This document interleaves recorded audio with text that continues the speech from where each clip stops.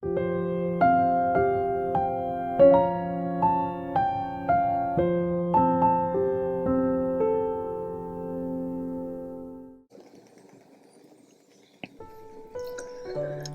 Under Fire.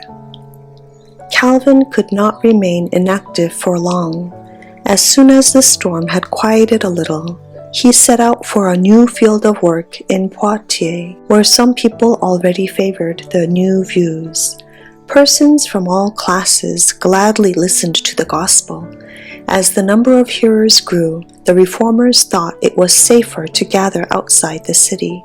For a meeting place, they chose a cave where trees and overhanging rocks kept them completely hidden.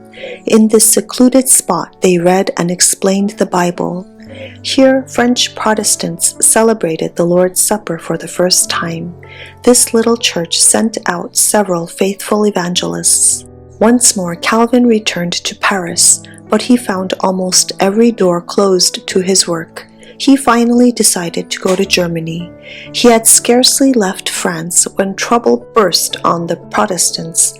The French reformers decided to rally the whole nation by striking a bold blow against the superstitions of Rome. Signs attacking the Mass were posted all over France in one night. This zealous but unwise movement gave the Romanists a pretext for demanding the destruction of the heretics as agitators who were dangerous to the throne and to the peace of the nation. One of the signs was attached to the door of the king's private chamber. The unprecedented boldness of thrusting these startling messages into the royal presence made the king angry. He expressed his rage in the terrible words, "Arrest everyone without distinction who is suspected of Lutheracy. I will exterminate them all." The king had determined to put his influence fully on the side of Rome. A reign of terror.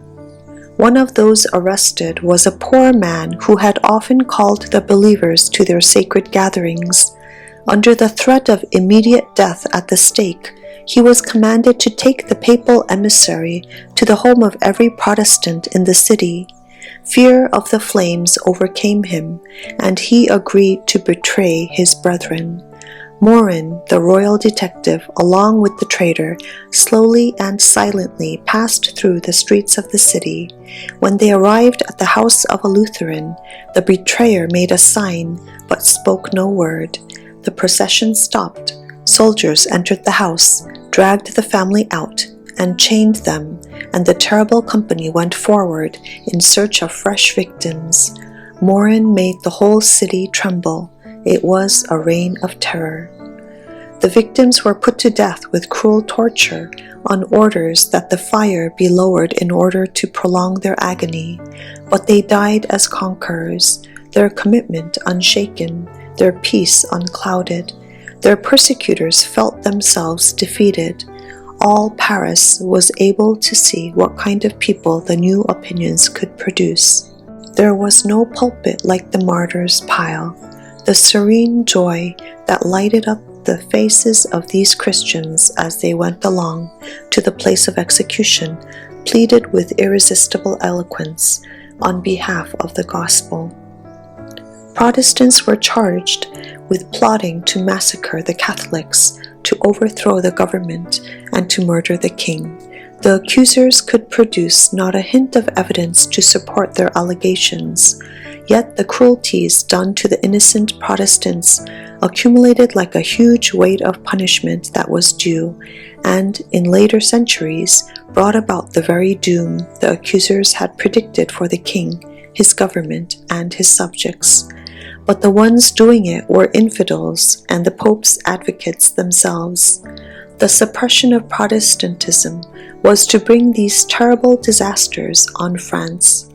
Suspicion, distrust, and terror now extended to all classes of society.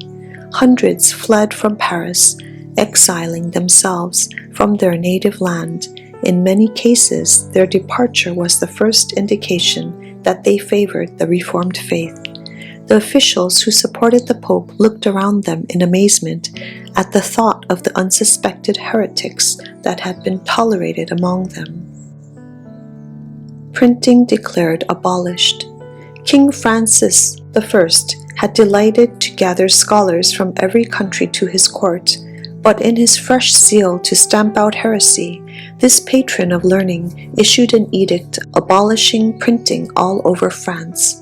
Francis I is one among the many examples on record showing that intellectual culture does not prevent religious intolerance and persecution. The priests demanded blood to atone for the insult offered to high heaven in the condemnation of the Mass. January 21st, 1535 was chosen for the awful ceremony. In front of every door was a lighted torch in honor of the Holy Sacrament. Before daybreak, the procession formed at the King's Palace. The Bishop of Paris carried the host under a magnificent canopy, supported by 4 royal princes. After the host walked the king, Francis I on that day wore no crown nor robe of state.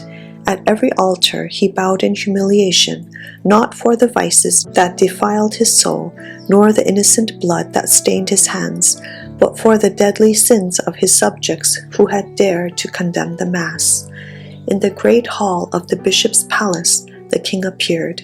In words of moving eloquence, he lamented the crime, the blasphemy, the day of sorrow and disgrace that had come upon the nation, and he called upon every loyal subject to aid in stamping out the deadly heresy that threatened France with ruin. Tears choked his voice, and the whole assembly wept, all exclaiming together, "We will live and die for the Catholic religion." The grace that brings salvation had appeared, but France, illuminated by its radiance, had turned away, choosing darkness rather than light. They had called evil good and good evil, till they had fallen victims to their own chosen self-deception. The light that would have saved them from deception, from staining their hearts with the guilt of innocent blood, they had deliberately rejected. Again the procession formed. At short distances, scaffolds had been erected on which certain Protestant Christians were to be burned alive, and it was arranged that the wood would be lighted at the moment the king approached, and that the procession should stop to witness the execution. There was no wavering by the victims. When he was urged to recant, one answered, "I only believe in what the prophets and the apostles preached long ago, and what all the company of saints believed. My faith has a confidence in God which will resist all the powers of hell." When they reached the palace, the crowd dispersed and the king and the church officials withdrew, congratulating themselves that the work would continue until the heresy had been completely destroyed. The gospel of peace that France rejected was indeed to be rooted out, and terrible would be the results. On January 21st, 1793, another procession passed through the streets of Paris. Again, the king was the chief figure. Again, there was uproar and shouting. Again, there was heard the cry for more victims. Again, there were black scaffolds. And again, the scenes of the day closed with horrid executions. Louis XVI, struggling hand to hand with his jailers and executioners, was dragged forward to the block and held down by force till the axe had fallen and his severed head rolled on the scaffold. Near the same spot, 2,800 human beings died by the guillotine. The Reformation had presented to the world an open Bible. Infinite love had unfolded to humanity the principles of heaven. When France rejected the gift of heaven, she sowed seeds of ruin. The inevitable outworking of cause and effect resulted in the French Revolution and the Reign of Terror. The bold and zealous Farel had been forced to flee from the land of his birth to Switzerland, yet he continued to exert a strong influence on the reform in France. With the help of other exiles, he translated the writings of the German reformers into French, and together with the French Bible, these were printed in large quantities. Traveling book salesmen sold these works widely in France. Farel began his work in Switzerland in the humble role of a schoolmaster, cautiously introducing the truths of the Bible. Some believed his teachings, but the priests came forward to stop the work, and they stirred up superstitious people to oppose it. That cannot be the gospel of Christ, urged the priests, since the preaching of it does not bring peace but war. From village to village Farel went, enduring hunger, cold, and weariness, and everywhere risking his life. He preached in the marketplace, in the churches, and sometimes in the pulpits of the cathedrals. More than once he was beaten almost to death, yet he kept on working. One after another he saw towns and cities that had been strongholds of Catholicism opening their gates to the gospel. Farel had wanted to plant the Protestant banner in Geneva. If this city could be won, it would be a center for the Reformation in France, Switzerland, and Italy. Many of the surrounding towns and hamlets had already become Protestant. With just one companion he entered Geneva, but he was permitted to preach only 2 sermons. The priests called him before a church council, and they came to it themselves with weapons hidden under their robes, determined to take his life. They gathered a furious mob to make sure of his death, if he managed to escape the council. However, the presence of magistrates and an armed force saved him. Early the next morning, he was taken across the lake to a safe place. This is how his first effort to evangelize Geneva ended. The next attempt involved a lowlier instrument, a young man so humble in appearance that even the professed friends of reform treated him coldly.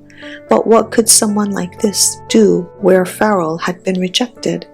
God has chosen the weak things of the world to put to shame the things which are mighty.